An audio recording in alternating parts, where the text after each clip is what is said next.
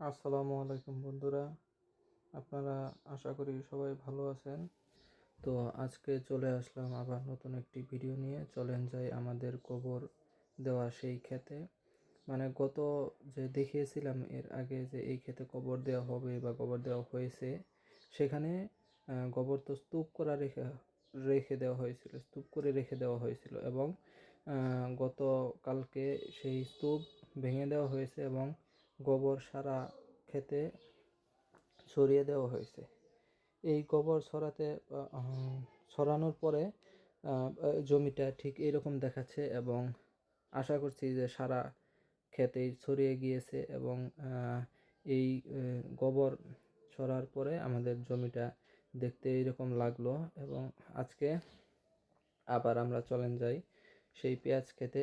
এবং গতকালকের আমরা ভিডিও করতে পারিনি, কারণ গতকালকে একটু ব্যস্ত ছিলাম, তার কারণে ভিডিওটা করা হয়নি, দুঃখিত সেজন্য। তো আজকে চলেন আমাদের সেই পেঁয়াজ খেতে যাই এবং দেখি আমাদের পেঁয়াজের দানাগুলো ভালোভাবে জ্বালিয়ে গিয়েছে এবং এখানে মূলার বীজ এবং পেঁয়াজের কিছু অঙ্কুরগুলো ভালোভাবে জ্বালিয়ে গিয়েছে। এটা পাশের টালি এবং আমাদের মূল টালি যেটা, সেখানে ভালোভাবে পেঁয়াজ জ্বালিয়েছে, সেটা আপনাদেরকে দেখাবো এখন।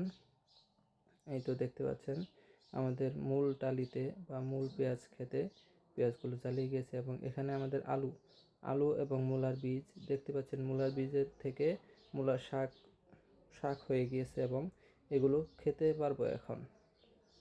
তো আবার চলে আসছি আমাদের সেই গোবর দেওয়ার ক্ষেতে। তো এখানে আমরা গোবর দিয়ে ছড়িয়ে দিয়েছি এবং এরপরে মই দিয়ে সেগুলো সারা ক্ষেতে সঠিকভাবে পৌঁছে দেব এবং এরপরে জমিতে হাল চাষ করলেই তাহলে আমাদের জমিটা ভুট্টা চাষের জন্য। আর দেখতে পাচ্ছেন এখানে আজকে আমরা ক্ষেতের আইল দিয়ে পরিষ্কার করে দেব এবং এখানে ভুট্টা বুনবো। তো দেখতে পাচ্ছেন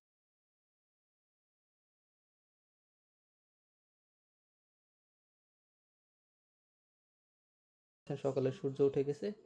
আজকে ভালো থাকবেন, দোয়া রাখবেন। আল্লাহ হাফিজ।